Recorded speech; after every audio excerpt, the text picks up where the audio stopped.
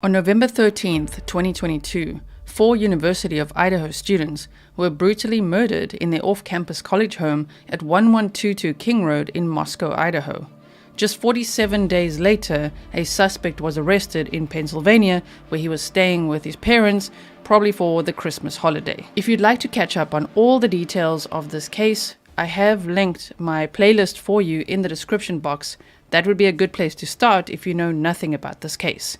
For most of you who have been following this case from the beginning, today's episode is a summary of the search warrants that have been executed on Bryan Kohberger's apartment and office in Washington and associated with WSU. That's where he had an office because he was a teaching assistant. He was a PhD student of criminal justice at WSU. Then there was also the search warrant in Pennsylvania after the police had arrested him there on December 30th, and that is a list of what they seized from his home and from the car. So we're going to distinguish those two things today as well and look at what compelling evidence do they really have against him that we, the public, know of at this point based on all these unsealed documents that have recently come to light. Before we get into all those details, my name is Grizzly K. Thank you so much for tuning into this video today. If you are brand new here, I hope that you will consider subscribing and hitting the bell and becoming part of this fantastic community. Also, so that you know when I next upload or go live or make a short for you or a community post,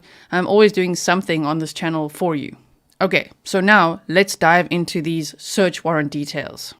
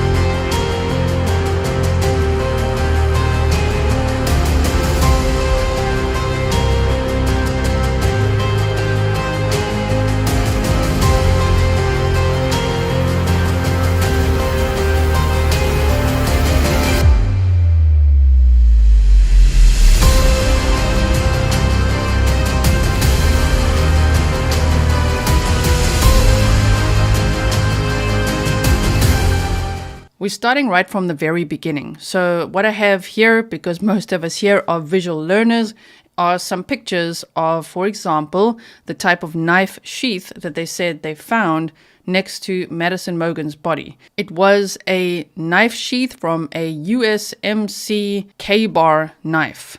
And they said there was a single source of DNA on the button snap.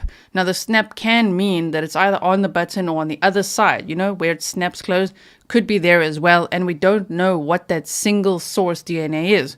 It could be hair, sweat, saliva, touch DNA, a booger, for all we know. We don't know. And then there was also a latent shoe print outside one of the surviving victim's rooms right by her door. And they said it had a diamond print sole like a Vans shoe.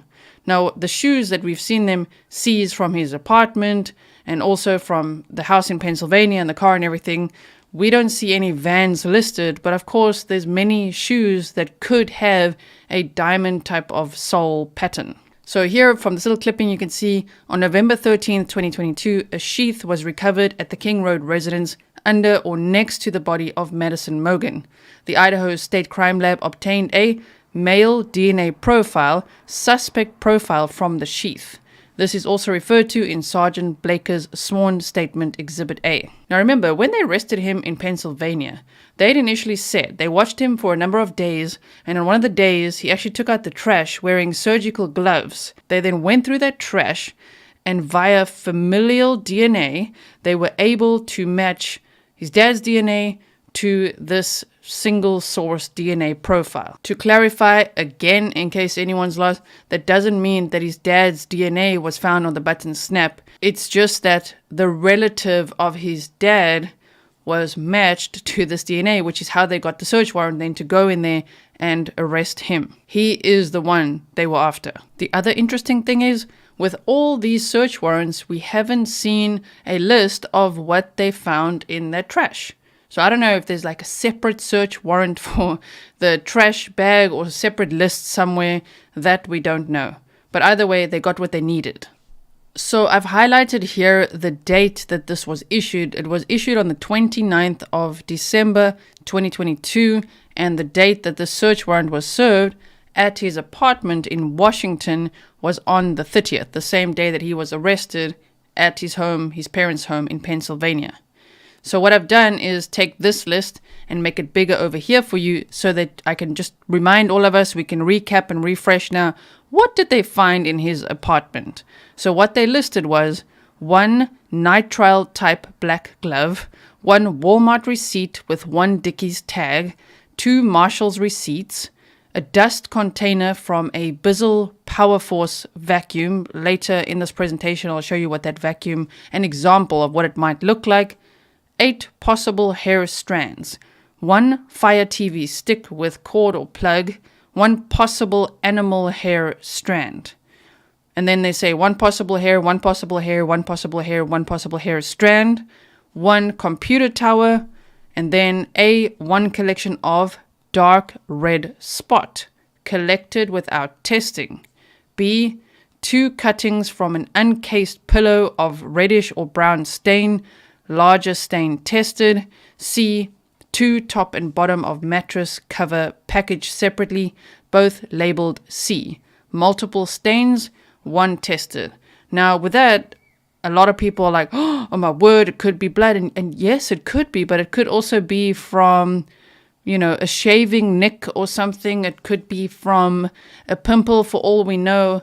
We just don't know exactly what that means and what the test results of that are. The 1 possible animal hair strand is interesting. If that does somehow prove to be Murphy's, the Labradoodle that was found alive at the house, which was Kaylee's dog, then that will be very interesting because from what we know, Bryan Kohberger didn't have any pets. Now, Bryan Kohberger, as I said, was arrested on December 30th, 2022 in the early hours of the morning at his parents' house in Pennsylvania. The house is pictured behind me here. And then they'd also searched the white Hyundai Elantra, which so happened to be a 2015 model. And for a few days before, the police had also watched him meticulously clean that car. But you see, they needed that search warrant to be able to arrest him. I'm pretty sure that they would have loved to arrest him before he meticulously cleaned that car. The search warrant that we went over in a live stream yesterday, depending on when you're watching this, actually includes what they found in the car as well as what they found in the house. There's been some confusion. Some people have thought that everything that was listed was found in the car, but we're going to distinguish what did they find in the car and what did they find in the house. So let's go through that. So let's start with what they found in the car. A 2015 Hyundai Elantra bearing the VIN number. They got it all listed there. Description of items. Swabs. That would most likely be the buccal swabs that they collected from Bryan Kohberger, because these items listed are what they collected and seized. So swabs could be part of the collected items. A Ziploc bag with a pink zipper. That's what is pictured above me. There's an example picture because I see some people have been confused about what that is. 7 quarters, a plastic baggie with a green zipper, which is also pictured here right behind me. An example of it. 36 dimes, 32 nickels, 8 pennies. I'm guessing all the small change is to pay for toll roads and things like that. Gloves, receipts, car insurance card, car registration, hiking boots, comfort in room key holder and stay information, tire irons, shovel, goggles, floor mats, reflective vest, used water bottles, wrench, door panel, seats and seat cushions, headrest, seatbelt, visor, fiber, brake pedal, gas pedal, phone charger, band-aid, wrappers, maps, documents, and seatbelt boot. Now, none of these items are particularly interesting. I'm pretty sure any car that one would search would have these types of things in it. Maybe not a shovel and goggles, I don't know, but maybe one would have it. Remember, I'm from South Africa, where it's very sunny all the time. We don't really have snow there. It's only like maybe once every few years we'll have like a day of snow or something that is like a freak weather incident. But a shovel might just be to shovel some snow or something like that, right? You guys can let me know in the comments below. But here really, I guess they took all these things, like some people are saying, why would they list brake pedal, gas pedal, and all that? Because they're going to test all of it. They're going to be testing all of that for, as you can see, fiber, for any little bits of DNA, for transfer DNA from that white Elantra was apparently seen in the area, circling the area right before the murders had occurred, and also he had returned to the scene based on cell phone records and the Elantra being seen on camera and things like that after the murders. And that was like 9:30 in the morning. Either way, that would likely mean that he left the house, got in his car, did that long drive. We've mapped it out, we've flown it out, we've done all of that. So go check out those episodes if you missed it. But transfer DNA is very likely. And no matter how much you clean your car, those little tiny forensic samples could still be there. So that's what they got from his apartment. Nothing really was found in his office. And now we're going to look at what they took from his parents' house, the place where they arrested him from, in Pennsylvania. Okay, so I've taken myself off the screen so that you can see very clearly this entire list that we went over yesterday. If you were at the live stream, we were going over it live, looking at everything with this, some of the words are written nicely and some of it's a little bit of chicken scratch, so it was a little bit hard to read. Thank you so much to Van, Lisa, Kathleen, and every other Grizzly who sent me a list of what they've decoded from the chicken scratch, combined with everyone that sent me that and what I have also decoded. We now have a pretty accurate list of what we can read here.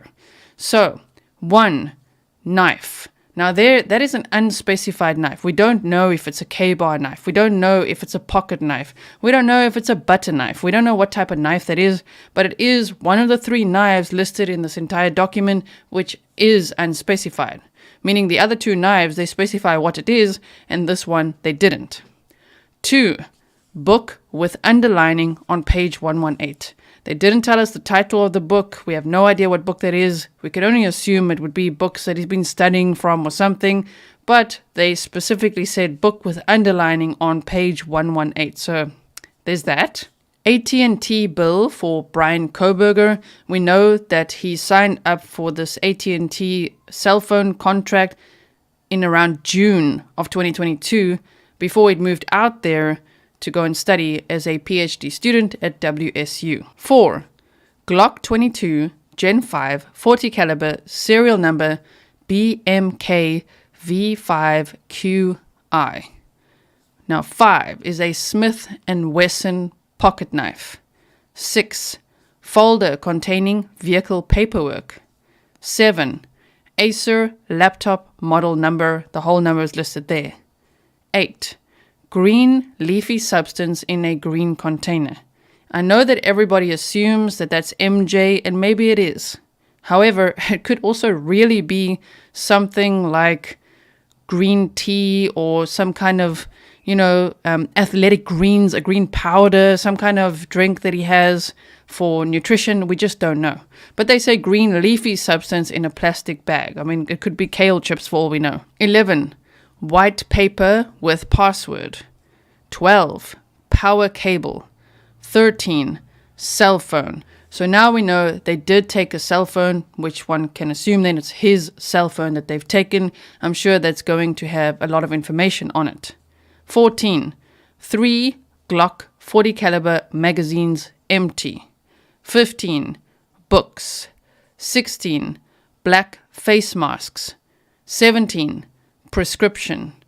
18, black gloves. 19, 1 black hat and 1 black mask. So what I could say about that is, of course, they are looking specifically for black clothing.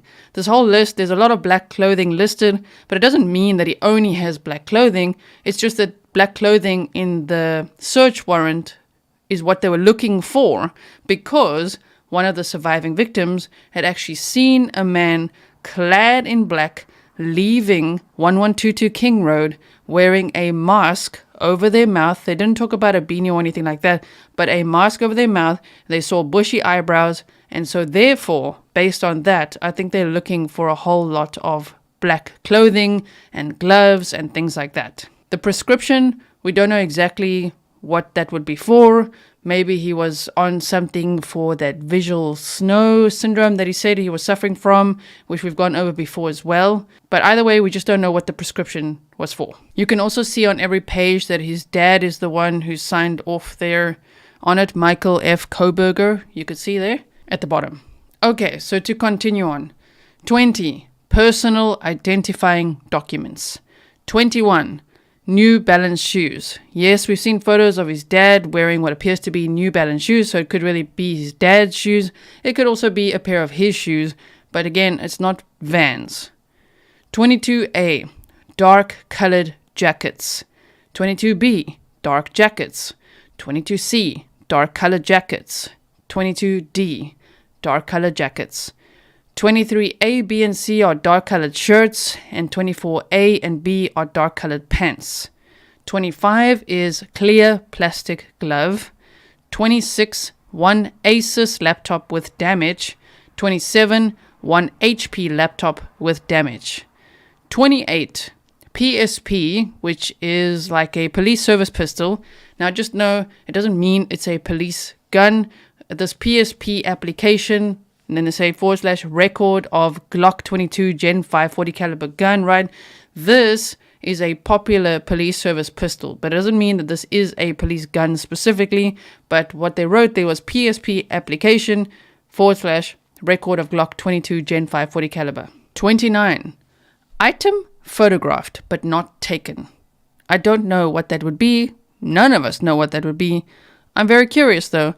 What's the item that was photographed but not taken? 30. Note in desk. 31. Criminal psychology book, which makes sense based on his studies. 32.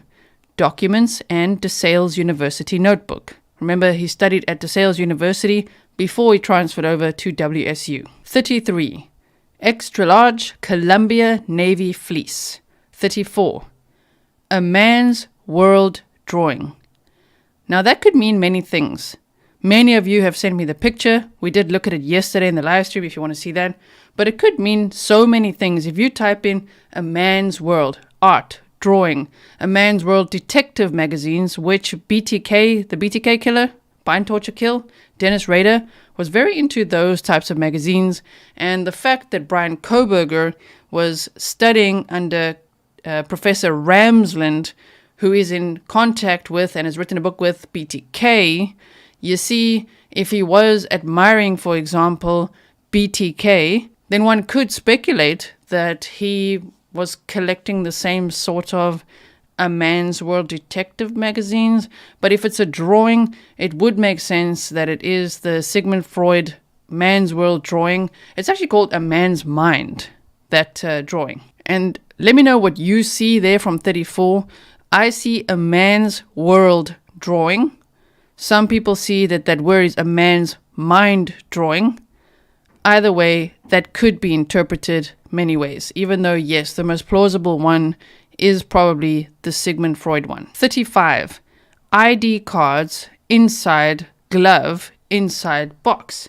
I wonder how many ID cards he had inside a glove, inside the box. Maybe it's just his and his dad's or something like that. Maybe it's an old one and a new one. We don't know. 36. Various criminology books, notes, license, card. 37. Dark color hat. 38. Black gloves. 39. Seagate Barracuda 1 terabyte Samsung solid state drive. 40. Black box Samsung NVMe solid state drive.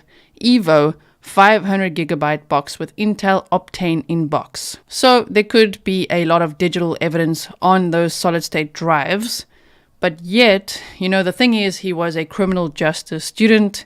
Criminology was totally his thing. So I would imagine that what he had stored, what he had written about, what he had studied and everything could be on there, and that would be hard to then prove that it's in any way related to the crime that took place at 1122 King Road. 41. 2 pairs of black gloves, 1 black knit hat. 42. Dark green short sleeve shirt, black long sleeve shirt, black sweatshirt, grey jacket, 2 pairs of black pants, 1 pair of black jeans, 2 pairs of black jeans. 43. 2 black long sleeve shirts, 2 pairs of black pants, 1 grey jacket, 1 grey knitted hat, and 1 black glove. 44. Motherboard, SN, and then you can see the number there. 45. Washington State University paperwork. 46. Note from Bryan from Montana. 47. Craftsman shop vac. We'll look at a picture of that later. 48. Medical documents. 49. Court documents. The court documents could be related to those seat belt infractions that he had, where he was actually caught on body cam in, if I remember correctly, August of 2022. And that seemed to be one of the times that he was also listed as being in the area of the house. So maybe those court documents are related to that, but yet we don't know. 50. Note to dad from Bryan. 51. Maroon colored spiral notebook. 52. Dark colored clothes. 53. HP 100B all-in-one computer. 54. Lenovo IdeaPad laptop and password. 55. Tangent model medallion 5155B desktop. 56. Dark clothes in laundry basket. 57. Tailor cutlery knife with leather sheath. So that would be the third knife listed. You saw the one was a unspecified one, then there was a Smith & Wesson one, and now the Tailor cutlery knife with a leather sheath. From 58 to 61, swab, S1, S2, S3, and S4. 62, 2 pairs of dark colored boots, and 63, 1 pair of brown boots. So that is a summary of everything they found at his apartment that was in Washington, then what they found in his car, the Elantra, and then what they found in the house in Pennsylvania. So of the 3 knives listed, these are just example pictures. It's not exact replicas. I just wanted to bring you some examples. One was an unspecified knife. The next one was a Smith & Wesson pocket knife. So they look something like that. You can see on the blade it says Smith & Wesson. And then there's a Tailor cutlery knife with sheath. These are 2 examples I found, but there's actually many different varieties, many different types you can find. If you look for a Tailor cutlery knife with sheath, there's also a Tailor cutlery knife I found, which is a fish filleting type of knife. And we know that he worked at a fishery filleting fish. He didn't do all that well. He apparently only worked there for 20 days and then wasn't very proficient at it, didn't make eye contact with any of the clients, and was essentially let go. So maybe it could even be a knife from that time that they found at the house. But either way, there's 3 knives listed, and none of them say K-bar or anything like that. Not that we know what the unspecified one is. Fury wanted to say hello. He's probably going to see these vacuums and want to go. A vacuum? Cats don't like vacuums. So remember at his apartment, they got the dust container from a Bizzle Power Force vacuum. And then at his parents' house, they also took a vacuum. I wonder what sort of fibers those may have. There's going to be quite a lot to go through, huh? So if we look at example pictures of those vacuum cleaners, one from the apartment would be this Bizzle Power Force one over here.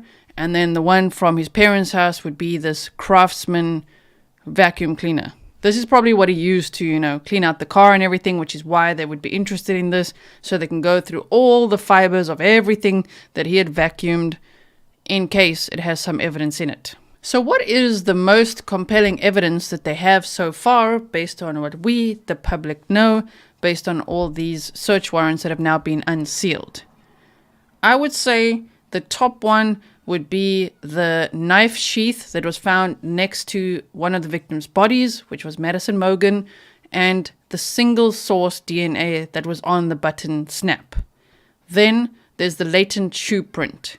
Then there's the possible animal hair strand, which they'd be testing. If it does turn out to be a Labradoodle's or specifically Murphy's, that'll be very interesting.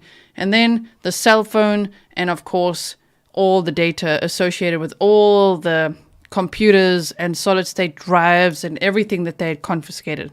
I think that's the most compelling evidence that they have so far. I still don't feel that this is a slam dunk case by any means based on everything they have. Let me know what you think. Are you convinced that like, oh man, there's no way that he would ever be acquitted or exonerated, as he says? When he says he's eager to be exonerated, it's interesting because to be exonerated, you would first have to be found guilty and sentenced, and then you would get exonerated if successful after that. But do you think that the evidence that they have against him, based on everything we know, is enough? In your personal opinion? I mean, some of the compelling evidence is also that his phone was in proximity to the house at least 12 times leading up to these murders. However, the radius of that cell tower is something like 10 miles. So I wonder how they know, unless it's based on video evidence that they have. For example, some other compelling evidence they have would be video footage of that Elantra circling the area before the murders took place. Bryan Kohberger's preliminary hearing has been set for June 26th. It is at that point at which he will enter a plea of either guilty or not guilty. He is being represented by Ann Taylor and J. Weston Logsdon. And yesterday in the live stream, we went over a whole bunch of new documents in the case, so please do check that out. I've linked it for you in the description box in case you missed that. Thank you so much for watching. If you wouldn't mind, please like the video and share it. You can share it hashtag Idaho Students, hashtag Bryan Kohberger, and hashtag Grizzly True Crime. If you tag me on Twitter, then I can retweet that as well. I'm not sure what other information would come out before the trial. I feel like now probably everything so far that we could have through legal documents and factual updates is out and about now. So June 26th would be the next important date. But as you know, if there are any updates or if there's any breaking news or anything like that, I will update you. Make sure that you are subscribed. Put the bell on to all notifications so you don't miss out when I do premieres or video uploads or live streams or whatever it is that I'm making for you. Stay safe, happy weekend, depending on when you're watching this, and I will see you in the next one.